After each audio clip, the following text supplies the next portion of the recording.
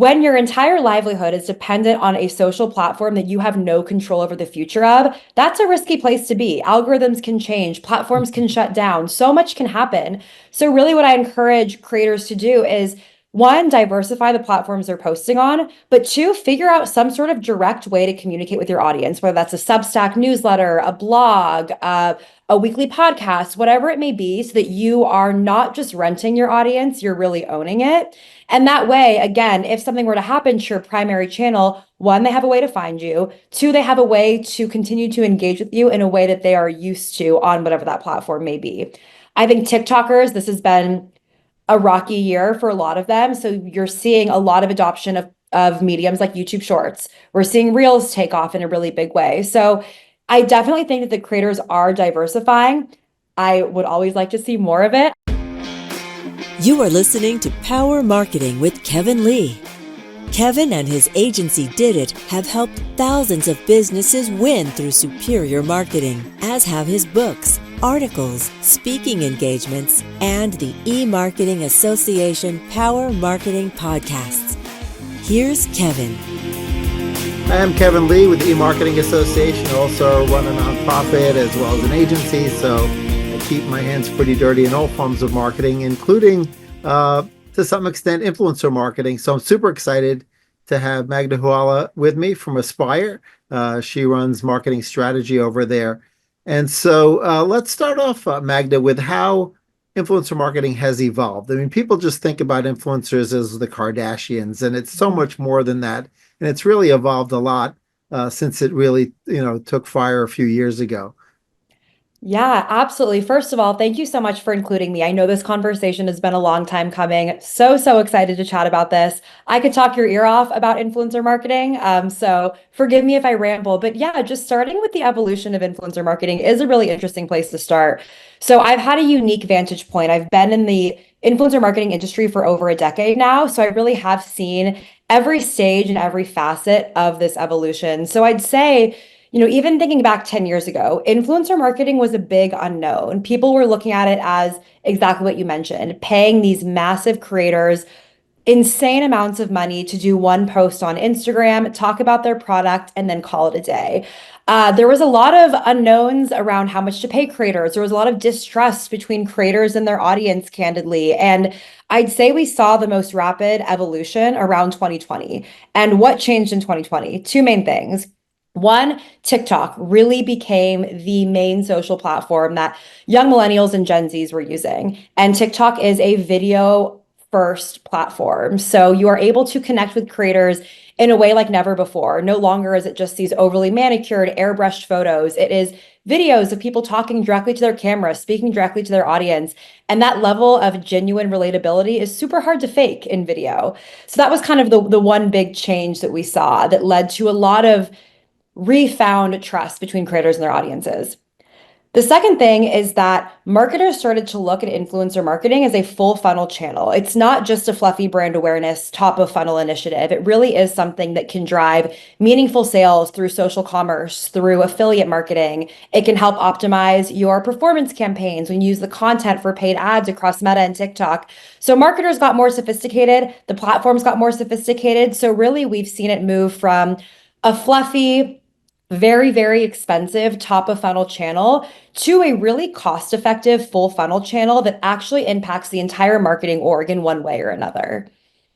Yeah, certainly there's a lot that's changed there. I remember, and I think this is still the case. I'd love to get your perspective on it, but a lot of brand owners, whether they were DTC brand owners or otherwise, were sort of struggling with the idea of completely giving up creative control to an influencer, and to your point of like calling them creators, right? Mhm. They're replacing the other creative processes of content creation that marketers were used to having scripted command and control with actors.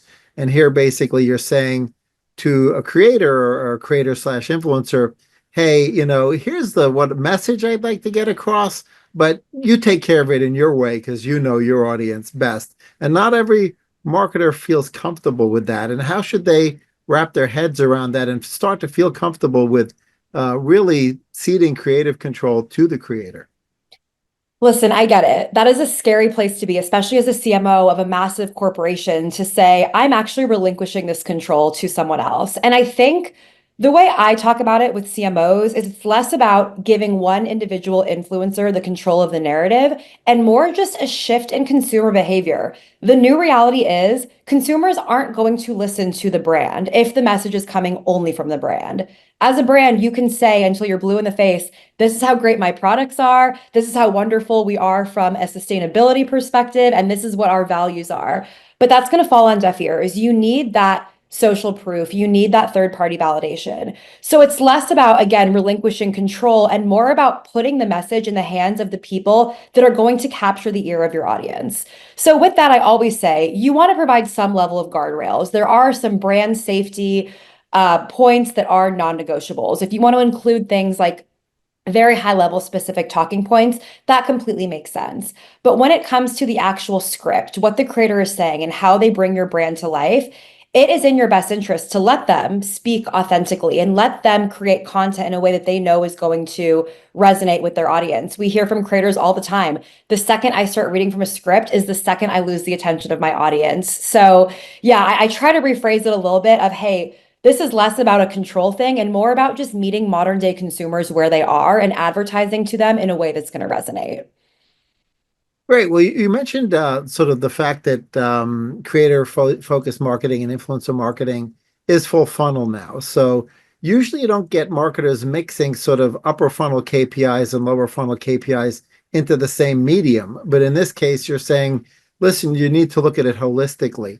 So how should the marketer come up with a set of KPIs that will allow them to sort of feel confident that they're changing attitudes at the upper funnel, but also changing behaviors at the lower funnel?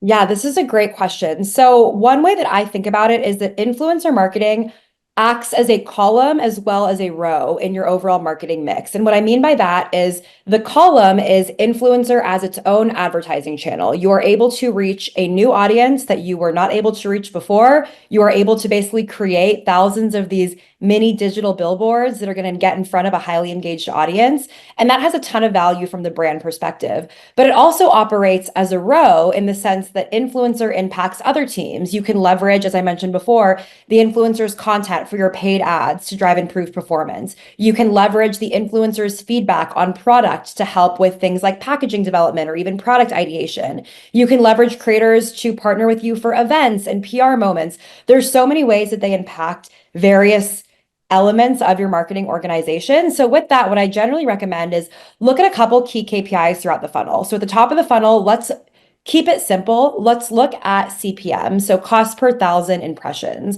This is going to be really easy to compare to more traditional advertising channels. So for example, I think Madison Square Garden here in New York, it seats about, what is it, 19,000 people. If you use that as a baseline metric and your campaign was able to generate 7 million impressions, you can say that that's like filling Madison Square Garden full of new people every night for, I recently did this math, this is probably off, but around 400 nights in a row. So looking at something like that is going to be a really quick way to understand, are you getting one, cheaper eyeballs? Like what is that CPM? Is it under 10 cents when it's usually around 30 cents, whatever it may be? But then also looking at the overall impressions and comparing it to more traditional channels. Then moving down the funnel, you want to look at purchase intent. So we're going to want to look at things like clicks, post saves, post shares. This is ultimately going to help combat, the attribution issue. So a lot of times someone will see an influencer's post, they'll click through to the link, but they're not going to purchase right away. They might purchase when they see the item at the mall or at the grocery store. So looking at clicks, saves, and shares is a great way to understand purchase intent. And then lastly, at the bottom of the funnel, you want to look at two main metrics. One is net new revenue driven from affiliate links. So every influencer partnership, and I realize I'm using influencer and creator interchangeably here. It really is the same thing. But every influencer creator partnership should have some sort of revenue share component to it so that you can incentivize them to post more. You can really track those sales and ultimately introduce a new revenue channel for your business. So that's one metric to track on the revenue side. The other metric to track, which I think is probably the most exciting piece, is what is the impact to your performance campaigns? brands are still pouring, hundreds of thousands, if not millions of dollars into the Meta machine.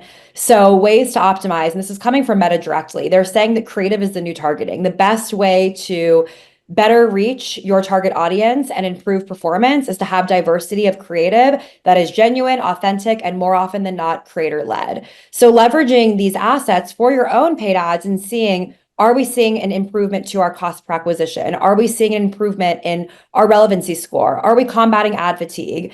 That will really quickly help you understand the impact that this has, not only organically, but to your performance team as well. And when you're looking at optimized metrics throughout the funnel, again, CPM at the top, looking at saves and shares, in the middle, and then those two different paths to purchase, it becomes an incredibly cost-effective channel. And that's why we're seeing some of these top brands look at influencer marketing as a core strategy of their business. It's no longer just a one-off that is handled by an intern on a part-time basis.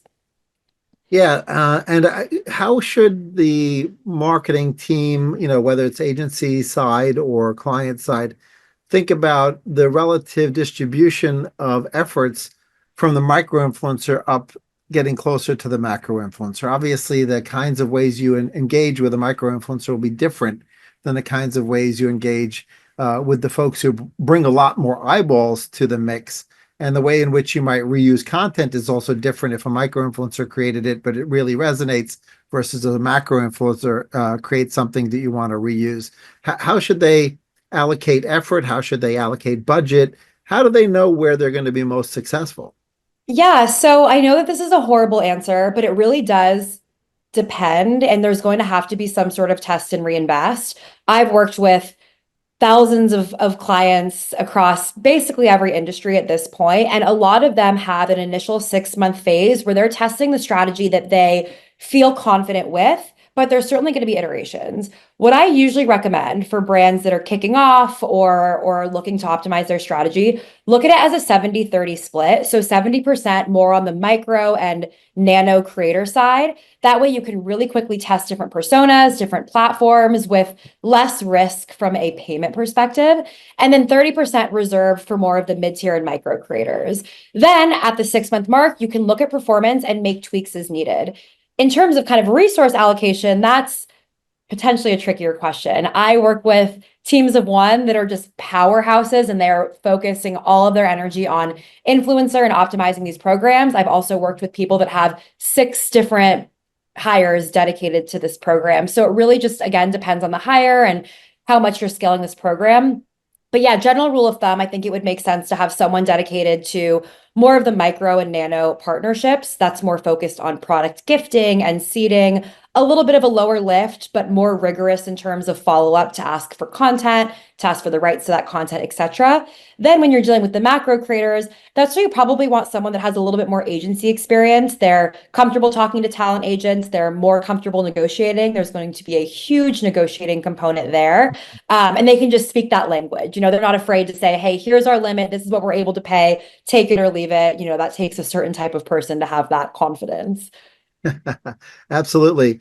So, since nano and micro seem to be a big focus for a lot of brands, DTC brands and otherwise, it seems like there's sort of a discovery challenge there, as well as sort of a cat herding perspective, because obviously you want to give the proper level of attention after you discover a creator to that creator so that they feel the love from the brand. So how should they use platforms like yours and others to both discover the right creators, but then give them the right level of attention? Yeah, so this is where, again, there's no way to remove my bias here. I've been with Aspire for 8 years, but this is why I've been here for so long, is I genuinely believe that these tools are critical. So with Aspire specifically, you're able to discover the creators through our platform. So we have the largest creator database. We have a very robust creator marketplace where people are proactively applying to work with brands.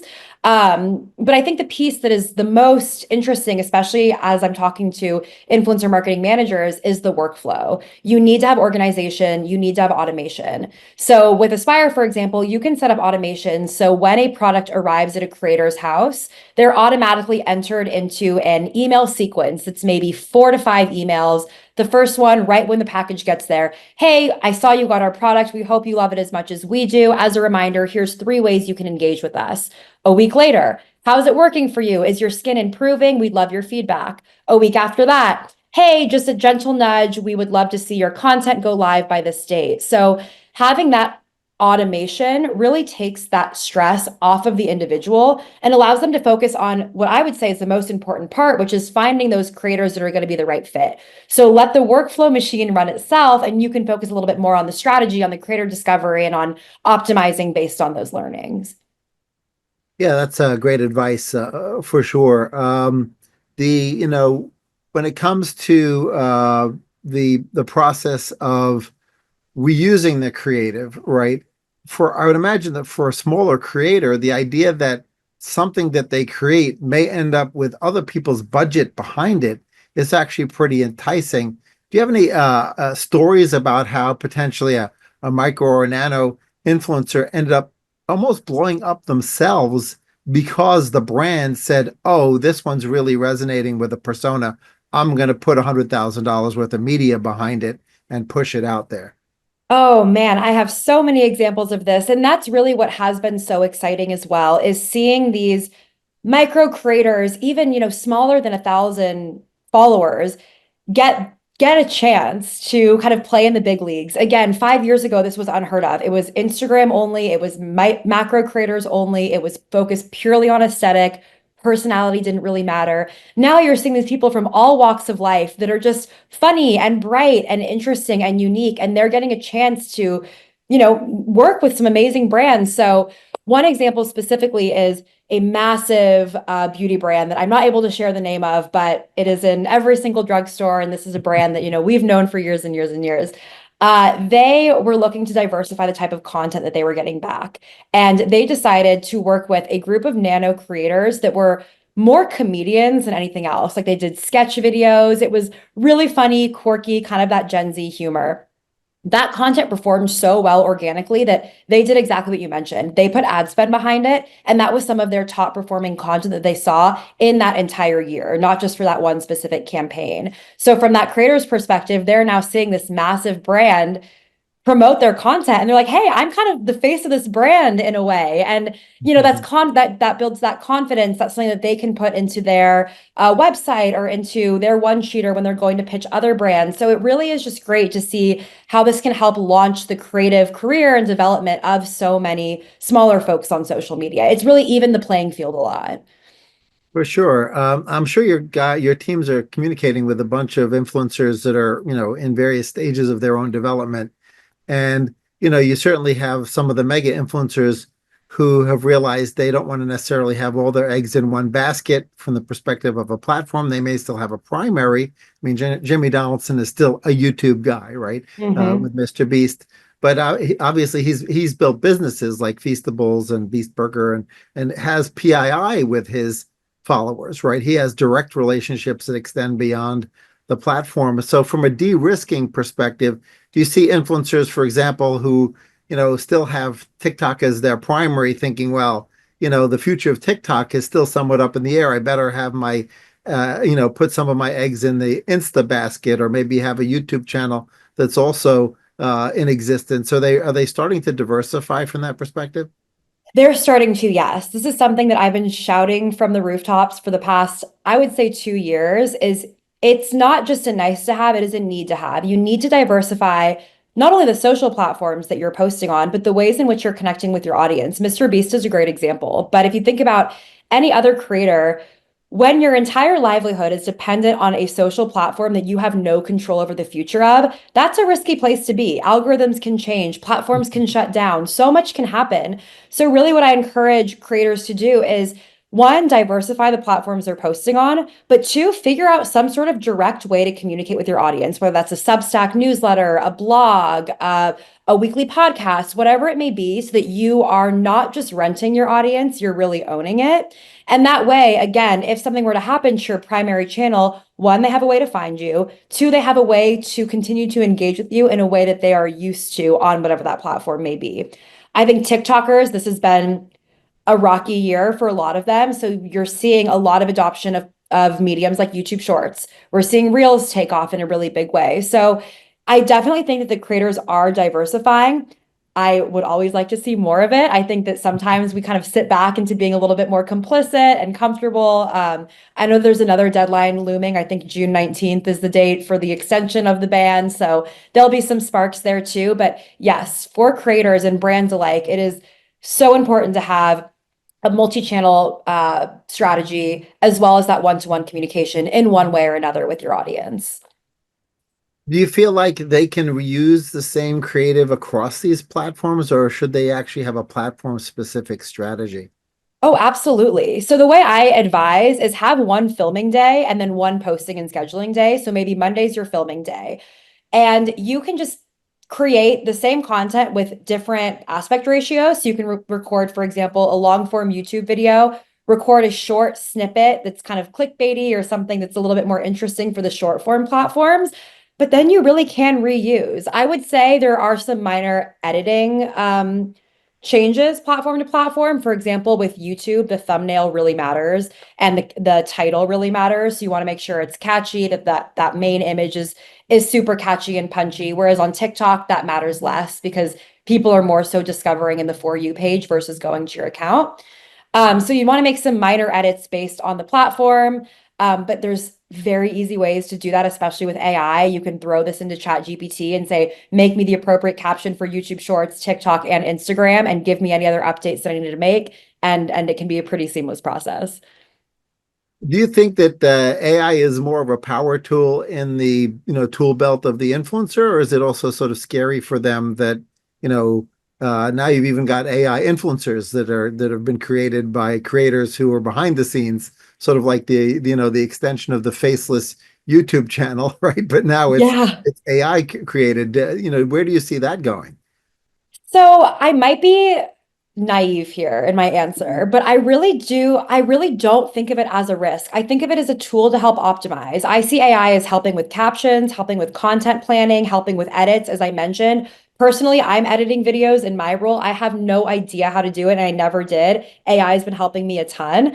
Um, and I see it, yeah, as a complement to creators. I just think that this idea of AI-led creators or even AI-led creative that brands are using flies in the face of what consumers want today. Consumers want genuine relatability. That is why influencers are interesting to begin with. So if all of a sudden all of the ads they're seeing from a brand turn into AI content, that's going to harm the brand. And we're even seeing a lot of backlash from massive brands when they're announcing their adoption of AI. You're seeing consumers say, we liked you because you were human. We liked you because you were people first. So again, I might be naive and I could be a little bit overly optimistic here, but at least where we're at right now, I definitely don't see AI creators or AI produced content as a threat to the creator economy. I see it as a way to really help bolster that creativity.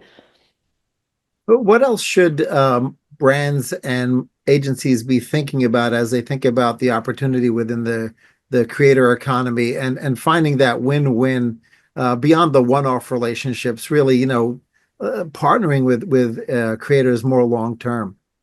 Yeah, so I think it's considering what a long-term partnership really means. And I think that it's more than just multiple posts on social media. I think that smart brands should think, how can I have more of an integrated partnership? One thing that I've seen work really well is looking to creators again for product feedback or packaging feedback. Creators get a ton of product. They're unboxing all the time. They have really valuable feedback. And again, I've seen this in real time. There was a flower company that I was working with. They changed their packaging. They sent it to creators and they said, "Hey, what do you think?" And the creator feedback actually led them to change it back to the original packaging because they were like, "No, this is just not it. Don't launch this." So I would say to brands, yeah, think about what a more integrated approach can be. How can you get them involved with product ideation, with packaging ideation? How can you leverage their content not only for your paid ads but for your e-commerce site to drive more of that human element? Leveraging their stories across your website and email marketing, whatever it may be. And then ultimately, yeah, having that frequency of posts without burning them out. I would say the sweet spot would be between 3 to 6 months for kind of a contracted partnership, and then revisit those folks that worked well for campaigns when appropriate. But you do want to make sure that you're bringing in fresh faces to the fold as well. Yeah, that's an interesting. I hadn't really thought about sort of the freshness element of it.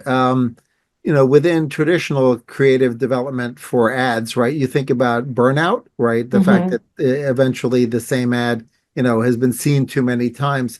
How does influencer marketing and creator-led marketing solve for that, right? The fact that you can keep your messaging fresh all the time and not worry about creative burnout.